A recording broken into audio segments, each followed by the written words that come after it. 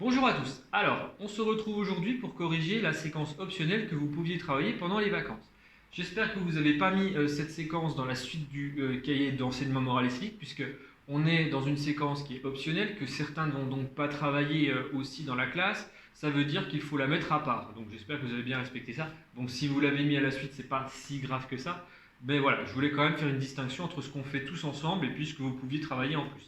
Alors pourquoi je l'ai mis en option? Tout simplement parce que c'était les vacances. Je considérais que vous aviez peut-être pas forcément, on va dire, besoin de faire plus de travail que cela sur l'histoire géo. Mais si vous aviez besoin eh bien, d'approfondir certains sujets, vous avez besoin de vous occuper aussi, c'était quand même une séquence assez intéressante. Surtout qu'elle va avoir un lien très important avec votre vie bien, de citoyen adulte, puisqu'ici on va travailler beaucoup sur les impôts. Donc quelque chose qui vous concernera quasiment tous, ou du moins tous, par rapport à certains aspects.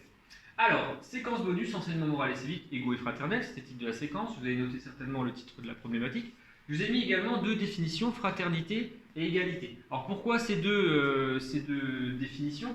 Tout simplement parce qu'on va voir que ces deux mots ont un sens très important concernant on va dire, cette question des impôts. Et fraternité, principe selon lequel la solidarité doit être une valeur forte et concrète dans notre République. On aura l'occasion de voir que beaucoup d'impôts sont construits autour de cette notion de fraternité. Et puis la définition égalité, principe selon lequel tous les citoyens sont égaux en droit dans notre République. Ça, eh bien, c'est la base même de notre construction de l'impôt en France. On a eu l'occasion de le voir dans la séquence d'histoire sur la Révolution française, avec 1789 et l'abolition des privilèges en août 1789. Eh bien, on a finalement mis en place les impôts pour tous. On se rappelle, hein, dans l'Ancien Régime, seul le tiers-État était soumis à l'impôt. On avait le clergé et la noblesse qui n'en payaient pas. Et donc, dès le moment qu'on est arrivé dans cette Révolution française, on a balayé tout ça et on a mis en place un système égalitaire, c'est-à-dire tout citoyen eh bien, est soumis à l'impôt en fonction, bien sûr, de ses revenus, en fonction de ses ressources. Alors, on y va. Alors, à quoi servent les impôts en France? Une deuxième problématique qu'on devait noter. Et une première partie, ressources publiques, d'où vient l'argent? Parce que c'est bien intéressant quand même de savoir eh bien, d'où provient l'argent qui est utilisé ensuite par l'État dans toutes les réformes ou dans toutes les administrations qui travaillent aujourd'hui en France. Alors, vous aviez trois questions par rapport à un graphique.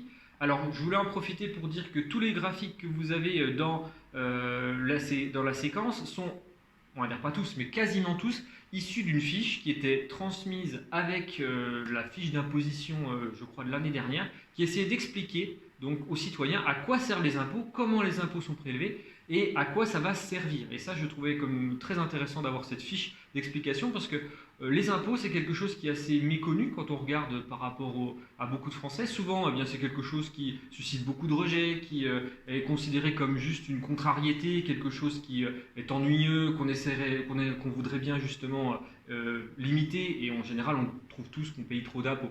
Or, on va essayer de comprendre eh bien, comment est construite cette notion d'impôt et pourquoi justement c'est important d'avoir des impôts en France et pourquoi aujourd'hui c'est important pour tous justement. Alors, que représentent en pourcentage les impôts sur le revenu dans l'ensemble des recettes de l'État? Donc vous aviez ce premier document qui permettait de répondre à la question.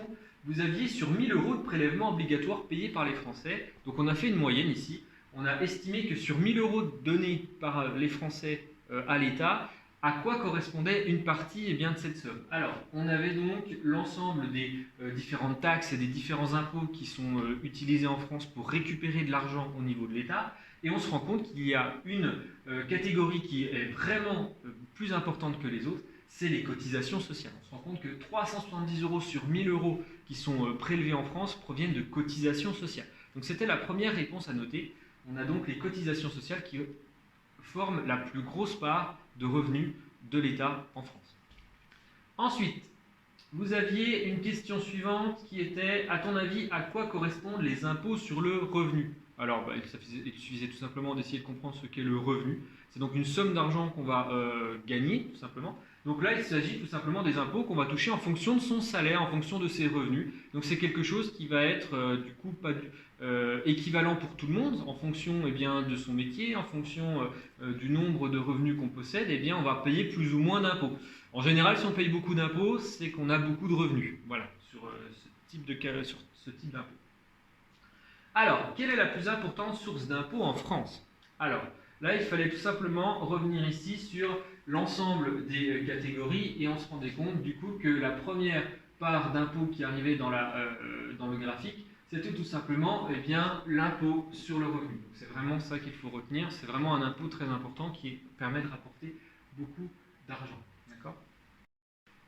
Alors, je voulais également vous faire une petite explication des cotisations sociales, puisque c'est donc la source de prélèvement la plus importante en France pour l'État. Alors, vous aviez deux types de cotisations sociales, les cotisations patronales et les cotisations salariales. La différence entre les deux, c'est que les cotisations patronales sont payées par l'employeur et les cotisations sociales sont payées par les cotisations salariales, sont payées par l'employé. Dans une entreprise, quand un individu travaille pour une entreprise, eh bien son employeur va lui verser un salaire. Ça c'est normal, hein, c'est un travail qui est donc rémunéré. Et sur ce salaire, en fait, il y a des cotisations qui vont être versées à l'État. Alors le patron verse de son côté des cotisations sans en informer forcément l'employé. C'est-à-dire que l'employé n'en a pas forcément, n'a pas d'intérêt à savoir quelle est la somme qui est versée par l'employeur. Donc l'employeur verse une somme de son côté, et puis ensuite il verse le salaire brut, normalement, pour l'employé. Mais l'État va prélever avant que le salarié reçoive son salaire des cotisations salariales. C'est ce qu'on appelle du coup les cotisations salariales. Et c'est la différence entre le salaire brut et le salaire net. C'est-à-dire que quelqu'un qui va donc avoir un salaire brut qui est d'une somme, eh bien, va se retrouver avec une somme moins importante qui va arriver réellement sur son compte en banque, tout simplement parce qu'on va avoir prélevé des cotisations salariales. Alors les cotisations salariales, on les retrouve sur les fiches de paye. C'est-à-dire que sur vos bulletins de salaire, vous allez avoir des lignes qui vont vous montrer, vous avez payé tant pour la retraite, vous avez payé tant pour la sécurité sociale, vous avez payé tant pour... Et voilà, et ça c'est une des cotisations obligatoires, vous ne pouvez pas vous dire non, je ne les paye pas, et puis du coup je ne paye que ci ou que ça. Non, non. Donc ça c'est obligatoire, et c'est quelque chose que vous avez donc qui est informatif, donc qui est marqué sur votre bulletin de salaire. Par contre, les cotisations patronales, là, vous n'avez pas d'information, à moins que vous demandiez à votre employé. Alors, ça permettait de répondre aux deux questions suivantes. Qui paye les cotisations patronales? Et donc, c'est l'employeur. Et puis, qui paye les cotisations salariales? Là, c'est par contre l'employé. Ça, c'est important.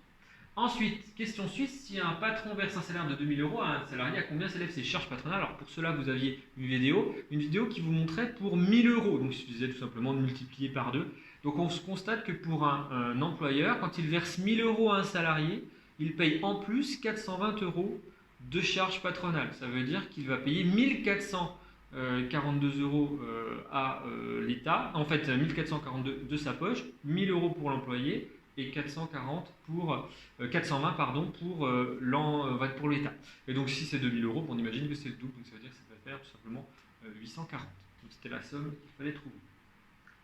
Alors, maintenant, je voulais vous expliquer la différence entre impôt direct et indirect. Donc là, vous aviez des informations qui étaient notées sur votre fiche activité. Il faut savoir qu'il y a deux types d'imposition en France, qu'on appelle l'impôt direct et les impôts indirects. La différence, c'est simple. C'est l'impôt direct, vous allez payer de manière volontaire, ou du moins de manière identifiée, un impôt particulier qui vous est propre. C'est-à-dire, si vous avez par exemple des cotisations sociales, c'est une forme d'impôt, mais une forme d'impôt qui est directe. C'est-à-dire que cette cotisation, c'est parce que vous êtes monsieur ou madame un tel que vous payez tant d'impôts sur ce type d'imposition. Par contre, ce qu'est un impôt indirect, c'est quelque chose que vous ne voyez pas, mais que vous payez de toute manière. C'est-à-dire, par exemple, vous allez acheter des choses dans n'importe quel magasin en France, vous allez avoir ce qu'on appelle la TVA qui va être mise en place, et cette TVA, eh bien, vous allez la payer pour l'État. Et là, bien sûr, comme tout est soumis à la TVA, dès le moment que vous faites une dépense sur quelque chose que vous achetez, eh bien, vous allez forcément payer un impôt. Mais ça, vous ne le savez pas. Vous ne dites pas à chaque fois que vous allez, par exemple, prendre de l'essence, ou à chaque fois que vous allez, par exemple, faire vos courses, tiens, j'ai payé tant d'impôts.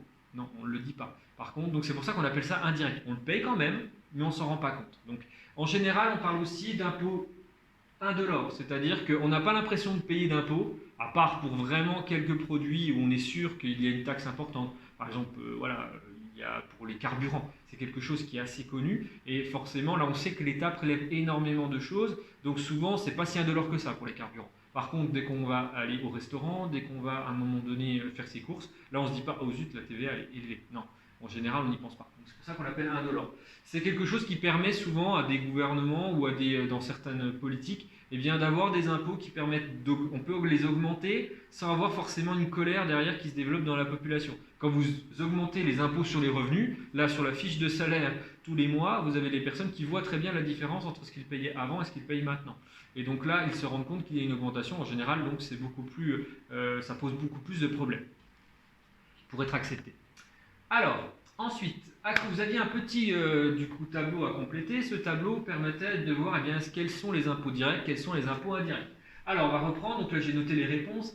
Cotisation sociale, j'ai mis les deux, parce que c'est direct si c'est les cotisations salariales, puisque là, vous savez exactement ce que vous payez en impôts. Par contre, les cotisations patronales, je vous l'ai dit, vous ne les connaissez pas. Donc au final, il y a une part d'indirect pour l'employé. Par contre, l'employeur, lui, sait très bien ce qu'il paye pour son employé. Alors la TVA, c'est donc indirect, c'est ce que je vous ai dit tout à l'heure. La CSG, c'est direct, c'est quelque chose que vous avez sur votre bulletin de salaire. L'impôt sur le revenu, forcément, c'est sur votre bulletin de salaire. L'impôt sur les sociétés pour les entreprises, donc une entreprise sait très bien ce qu'elle paye, donc ça c'est direct. La taxe foncière, c'est en fonction de votre lieu d'habitation, donc là c'est quelque chose que vous savez qui est propre à vous. Ça va être différent en fonction des individus, donc là c'est quelque chose qui est direct. La taxe finalement sur les carburants par exemple, là je vous l'ai dit c'est indirect. Par contre celle-là on la connaît bien et en général elle est quand même pas indolore du tout. Taxe sur les tabacs et les alcools, pareil c'est quelque chose d'indirect. Taxe sur les transactions immobilières, indirect. Cotisation sur la valeur ajoutée des entreprises, direct. Impôt sur les dons, direct. Taxe sur les salaires, cotisation financière. Tout le reste c'était donc du direct. On passe donc à la deuxième partie, c'est-à-dire les dépenses publiques. Maintenant qu'on a remarqué comment l'État récupérait de l'argent dans les caisses, on va voir à quoi sert cet argent, donc comment l'argent est dépensé. Puisque l'objectif de l'État, c'est pas de s'enrichir, c'est pas de faire tout simplement des bénéfices. Au contraire, c'est d'essayer de dépenser l'argent qui a été récolté pour améliorer la vie des citoyens dans le pays. C'est le but des dépenses publiques. Alors, vous aviez une première question, quelles sont les deux sources de dépenses les plus importantes de l'État? Et là, vous aviez un nouveau graphique circulaire cette fois-ci qui vous permettait sur 1000 euros de voir comment étaient réparties les dépenses en moyenne. Et on se rend compte qu'il y a une grande partie des dépenses, plus de la moitié en tout cas, qui sont dépensées en protection sociale. Donc ça, c'est très important. C'est la première source de dépenses en France, la protection sociale. C'est important et ça montre aussi qu'on est dans une situation assez, en phase avec égalité et fraternité ici, puisqu'on est vraiment sur quelque chose qui va permettre d'aider les individus, d'aider les gens. On a dans certains pays une protection sociale moins importante, mais si elle est moins importante, c'est aussi parce qu'on utilise moins d'argent public pour pouvoir la faire fonctionner. Donc 572 euros pour la protection sociale. Et la deuxième source de dépenses, c'est l'éducation. C'est vous. Il faut le savoir, je vous l'avais déjà expliqué pour certains en classe, que tout simplement, on a quand même estimé en moyenne que pour un élève de collège, c'est à peu près 8700 euros l'année de dépenses qui est investie par l'État. Alors bien sûr, nous on est dans un établissement privé, c'est pas exactement la même somme, mais il y a des choses qui restent fixes. Par exemple, le salaire des enseignants, c'est quelque chose qui est payé par l'État. Donc vous avez pour un enfant en moyenne 8700 euros qui est dépensé par l'État. Ça ne veut pas dire que c'est de l'argent gaspillé, au contraire, c'est de l'argent qui est investi dans votre avenir pour essayer justement de vous construire, et ça va servir forcément à développer aussi la communauté. Donc c'est quelque chose qui est considéré comme une dépense normale, une dépense, qu'il ne faut certainement pas réduire. Au contraire, dépenser pour la jeunesse, dépenser pour l'éducation, c'est quelque chose qui est vu comme très positif. Et aujourd'hui encore, c'est quelque chose qui revient beaucoup, même dans les discours politiques, tout le temps. On montre bien que la jeunesse, c'est pas quelque chose que l'on sacrifie, au contraire, c'est quelque chose sur lequel on essaye de miser. Et après, en dehors du discours, il faut voir après si c'est mis en place. Mais en tout cas, tout le monde a conscience de ça. Donc c'est important. Donc les deux plus grandes sources de dépenses, la protection sociale et également l'éducation. Alors, compare la somme des dépenses à la somme des ressources de l'État. Alors vous avez ici les dépenses, donc 1294 milliards, et pour avoir connaissance des recettes, il suffisait de faire une petite recherche.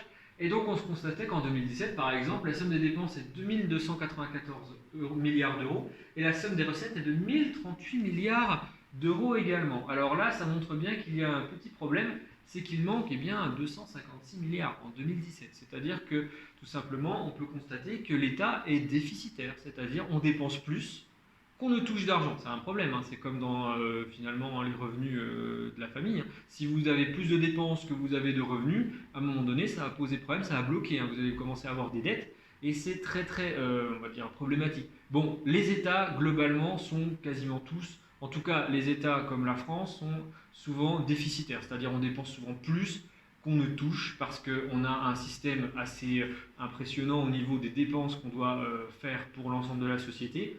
Et les revenus sont quand même limités par une chose, on ne peut pas non plus imposer, mettre des impôts très importants parce que derrière, eh bien, il y a des conséquences aussi sociales, il y a des conséquences sur beaucoup de choses.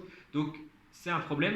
On a souvent des dépenses qui sont plus importantes. Alors ça va creuser tout simplement la dette de l'État. Alors on n'est pas un pays qui a une dette exceptionnelle, même si elle est en train de se creuser énormément avec ce qui se passe en ce moment et les dépenses importantes qui sont mises en place pour justement essayer de sauver l'économie, sauver les personnes qui sont en difficulté dans cette crise sanitaire. Il faut savoir que les dépenses, là, elles sont quand même importantes.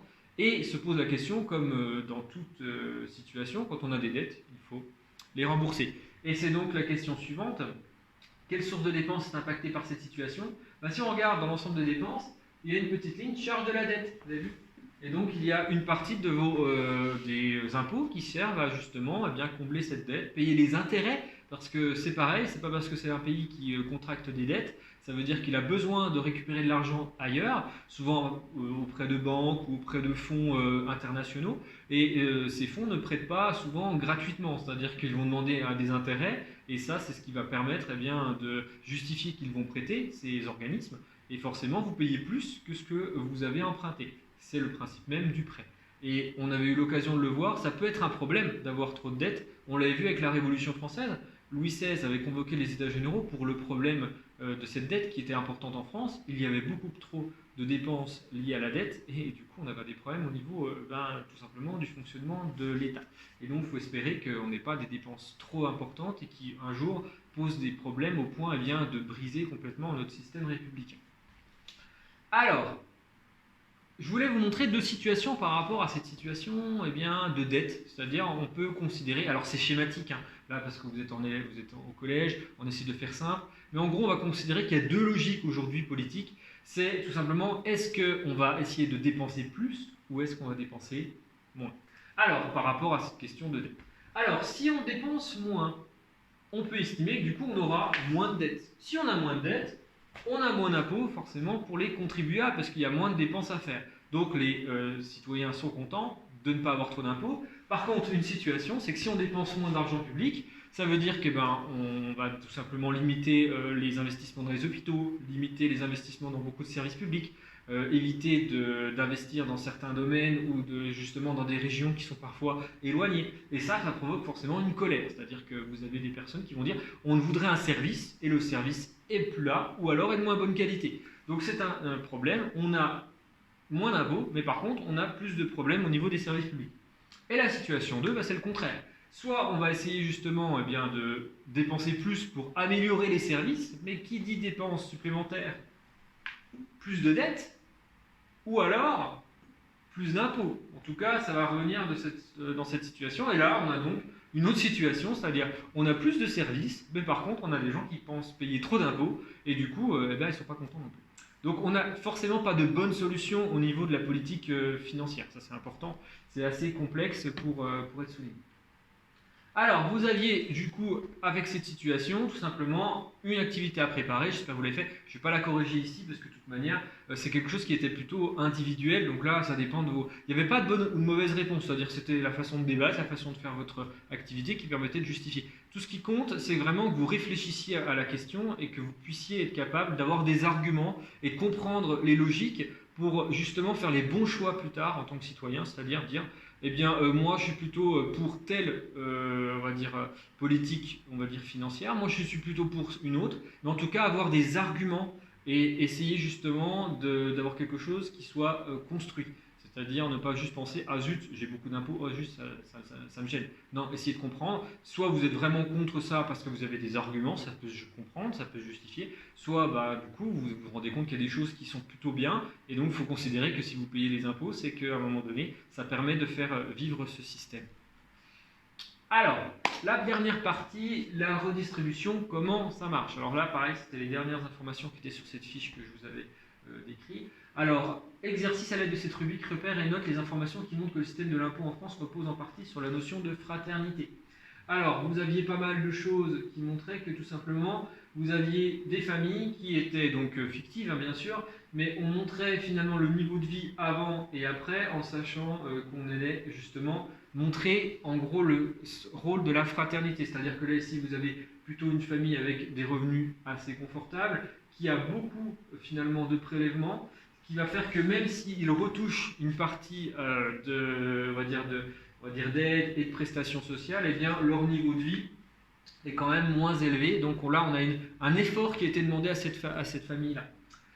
Par contre, vous aviez du coup l'autre situation, c'est-à-dire des personnes qui sont dans une situation moins confortable, qui sont plutôt dans une situation où il y a un manque de revenus, avec 3 260 € de revenus pour 2 personnes. Donc là, on est sur quelque chose d'un peu moins important. Et là, on se rend compte que les impôts sont beaucoup moins importants. On a beaucoup moins de prélèvements qui sont faits sur cette famille. Mais derrière, on a des redistributions plus importantes, ce qui montre que derrière, on essaye d'améliorer le niveau de vie des personnes qui ont moins de revenus, de manière à lisser et essayer de permettre à tout le monde d'avoir un niveau de vie correct. Donc c'est le principe de fraternité. On n'est plus du tout dans le système complètement égalitaire, puisque vous avez des personnes qui vont se retrouver à payer plus d'impôts que d'autres, mais pour correspondre à notre valeur qui est la fraternité, en disant si vous gagnez plus, vous cotisez plus pour justement participer au développement de la communauté. C'est un peu ce principe-là.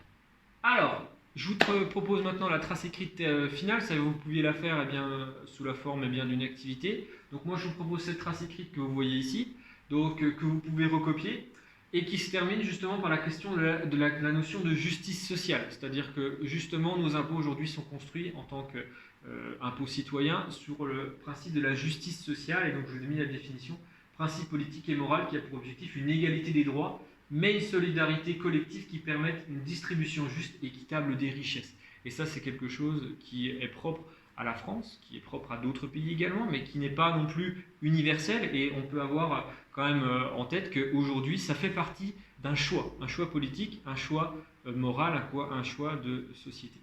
Voilà, donc c'est la fin de cette vidéo et je vous retrouve du coup lundi de la rentrée pour vous donner les consignes concernant la séquence qu'on va travailler à partir de lundi. Au revoir.